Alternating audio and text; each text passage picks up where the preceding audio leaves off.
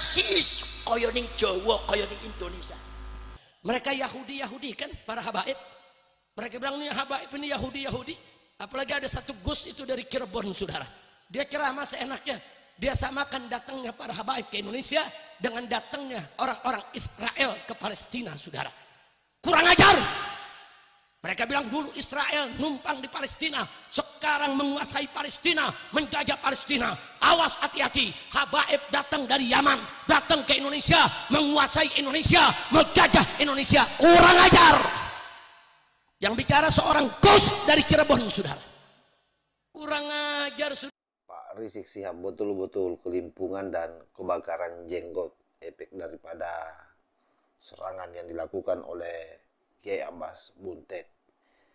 Bung Rizik Syihab sangat-sangat tidak menerima kalau dia dituding Yahudi, dan bahkan pola-pola yang dimainkan di Indonesia itu hampir sama dengan pola yang dilakukan oleh Yahudi pada saat dulu mau menggerogoti Palestina. Hal ini memang membuat Rizik Syihab betul-betul ngamuk, tidak keruan, dan mengeluarkan pernyataan dari congornya yang cenderung tidak terukur lagi. Betul-betul stres dibuat oleh Kiai Abbas Buntet.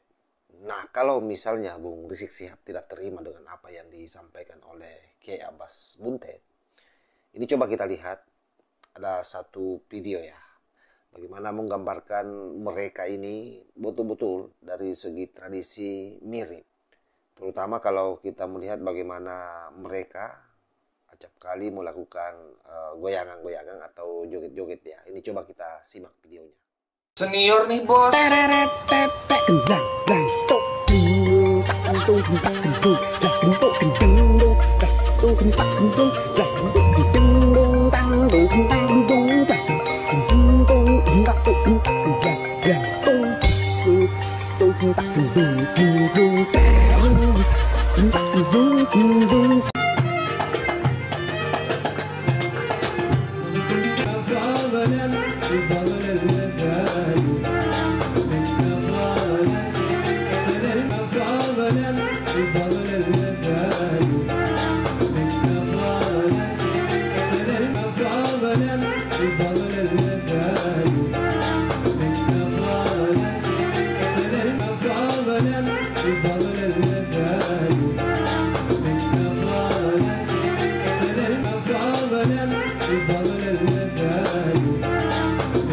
والميعاد في سنقفور والوقت منظور والباري بعينه ناظور والميعاد في سنقفور والوقت منظور والباري بعينه ناظور.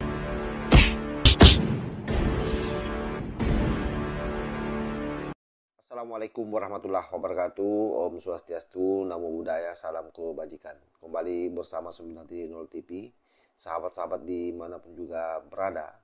Memang beberapa waktu yang lalu Kiai Abbas Buntet itu speak up di atas panggung ceramahnya ya.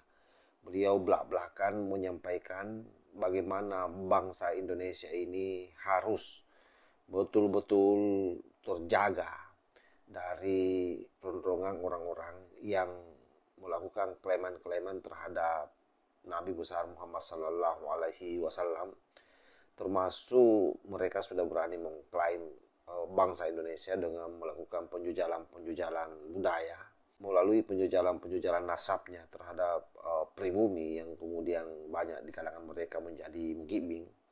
Itu hari ini merangsek masuk pada bagaimana mereka mengakui leluhur-leluhur kita sebagai kelompok Alawi, termasuk pada pemalsuan makam-makam di Nusantara ini.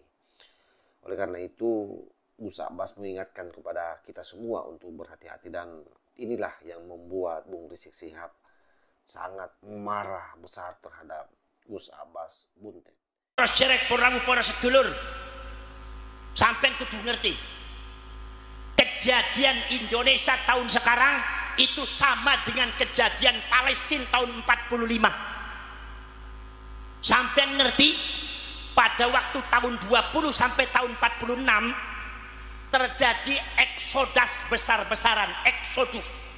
Tiang-tiang niki saking Eropa itu diangkut dengan kapal-kapal Jerman mampir di Palestina, di pelabuhan Haifa. Setelah turun ternyata isinya kapal itu ratusan kapal. Ternyata kapal itu isinya adalah orang-orang yang lusuh, tampangannya lusuh, orangnya kurus-kurus. Ternyata mereka adalah bangsa Yahudi Askenazi, di mana yang di Eropanya diusir, di Jerman dibunuh oleh Hitler, yang lainnya nggak diterima. Masyarakat Eropa tidak menerima Yahudi Askenazi, suruh keluar dari bangsanya, suruh keluar dari negaranya. Maka akhirnya semua Yahudi Askenazi itu banyak yang keluar mampir di Palestina tahun 1945, dari mulai tahun 1920. Tambah kata.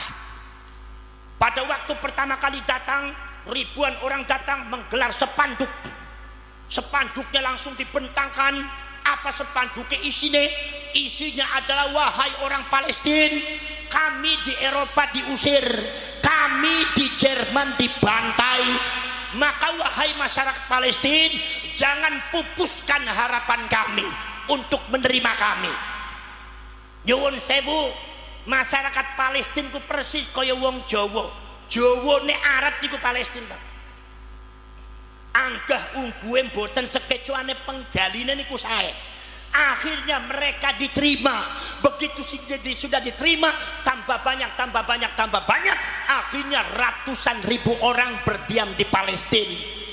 Masyarakat Eropa sudah mengingatkan, wahai masyarakat Palestina, kami mengusir mereka bukan tanpa alasan, kami mengusir mereka bukan sembarangan, tapi kami mengusir mereka dengan alasan yang kuat.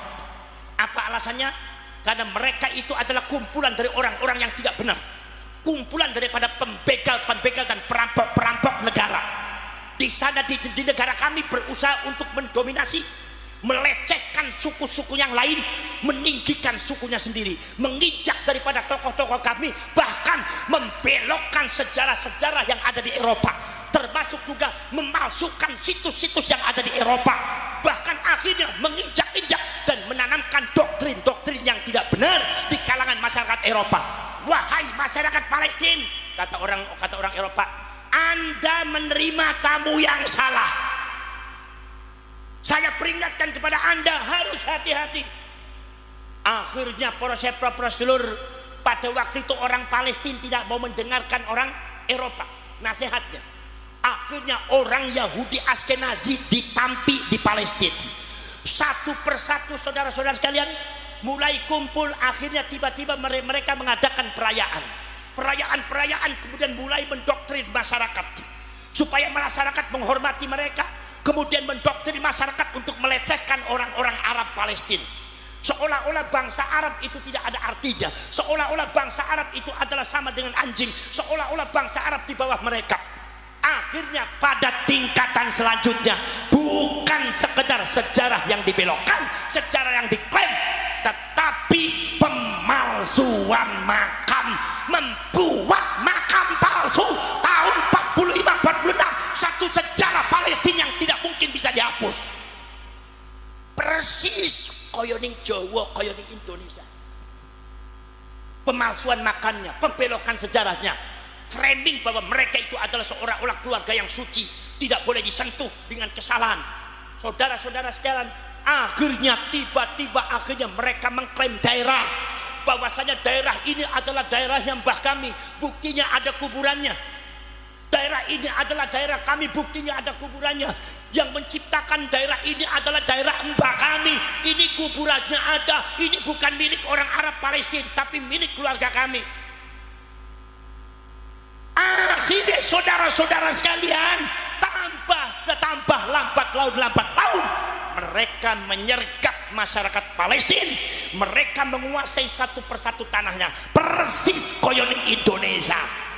Sekarang sudah mulai di framing Haul Demak, di mana yang dihauli adalah Habib, Haul Agung Solo, Ki Ageng Solo niku boten dihormati, boten dihauli, sing dihauli Habib Haul Agung Kudus. Niku Sunan Kudus niku boten disebut Haul Agung, ni isian niku haul Habib, wonten madi Haul Agung Malang.